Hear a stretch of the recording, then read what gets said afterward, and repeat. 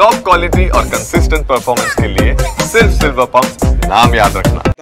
ಈಗ 3 ಜನಕ್ಕೆ ಮತ್ತೆ ನೋಟಿಸ್ ಕೊಟ್ಟಿದ್ದಾರೆ, ಶೋಕಾಸ್ ನೋಟಿಸ್ ಕೊಟ್ಟಿದ್ದಾರೆ.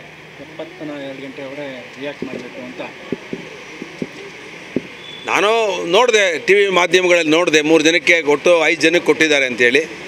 ನಾನು ಈ ಸಂದರ್ಭದಲ್ಲಿ ಹೇಳೋದಷ್ಟೇ, ಪಕ್ಷಕ್ಕಿಂತ ಯಾರು ದೊಡ್ಡವರಲ್ಲ. ಪಕ್ಷ ಏನು ನಿರ್ಧಾರ ಮಾಡೋದು ನಾವು ಬದ್ಧರಾಗಿರ್ತೇವೆ. ಇನ್ನು ಮುಂದೆ ನಾವು ಹೇಳೋದಷ್ಟೇ, ಇಡೀ ರಾಜ್ಯದಲ್ಲಿ, ಇಡೀ ದೇಶದಲ್ಲಿ ಇವತ್ತು BJP ಎಲ್ಲ ರಾಜ್ಯಗಳನ್ನು ಗೆದ್ಕೊಂಬರ್ತಾ ಇದ್ದಾರೆ. ಕರ್ನಾಟಕದಲ್ಲೂ 2 ಬಾರಿ ನಾವು ಅಧಿಕಾರವನ್ನು ನಡೆಸಿದ್ದೇವೆ.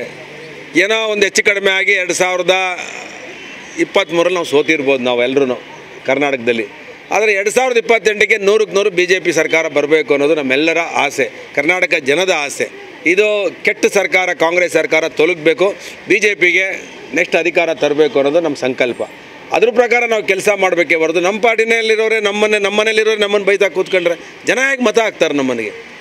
ನಾವು ಹೋರಾಟ ಮಾಡಬೇಕು. ಕಾಂಗ್ರೆಸ್ಸಿನ ನ್ಯೂನತೆಗಳು 100 ಇದೆ, ಅದನ್ನ ಹಿಡ್ಕೊಂಡು ನಾವು ಹೋರಾಟ ಮಾಡಬೇಕಾಗಿದೆ. ಆ ಸಂದರ್ಭದಲ್ಲಿ ಬರೀ ನಮ್ಮ ಪಕ್ಷದ ಪೇಪರಲ್ಲಿ ಹೆಡ್ಲೈನ್ಸಲ್ಲಿ ಬರೋದಾಗಿದ್ದರೆ ಅದರಿಂದ ಇದು ಒಳ್ಳೆಯ ನಿರ್ಧಾರ, ನಾನು ಸ್ವಾಗತ ಮಾಡ್ತೇನೆ. ಇನ್ನು ಮುಂದೆ ಯಾರೇ ಪಕ್ಷದ ವಿರೋಧ ಮಾತಾಡಬೇಕಾದ್ರೆ ಎಚ್ಚರಿಕೆಯಿಂದ ಇರಬೇಕು. ಅದರಿಂದ ಇದು ಒಳ್ಳೆಯ ಬೆಳವಣಿಗೆ ಪಕ್ಷದಲ್ಲಿ ಅಂತೇಳಿ ನಾನು ಸ್ವಾಗತ ಮಾಡ್ತೇನೆ. ಕರ್ನಾಟಕದ ಭಾರತೀಯ ಜನತಾ ಪಕ್ಷಕ್ಕೆ ಶಕ್ತಿ ತುಂಬಿದಂಗೆ, ಇದಕ್ಕೆ ವಿಜಯೇಂದ್ರನಿಗೆ ಶಕ್ತಿ ತುಂಬಿದಂಗಲ್ಲ ಇದು, ಮತ್ತು ಬೇರೆ ಯಾರಿಗೂ ಶಕ್ತಿ ತುಂಬಿದಂಗಲ್ಲ. ಇದು ಭಾರತೀಯ ಜನತಾ ಪಕ್ಷದ ಕರ್ನಾಟಕಕ್ಕೆ ಶಕ್ತಿ ತುಂಬಿದಂಥ ಕೆಲಸ ಇದು. ಸರ್, ಉತ್ತರ ಕರ್ನಾಟಕ ಭಾಗದಲ್ಲಿ ಇವರು ಪಂಚಮಸಾಲಿ ಲಿಂಗಾಯತರಲ್ಲಿ ಪ್ರಭಾವಿ ನಾಯಕರು.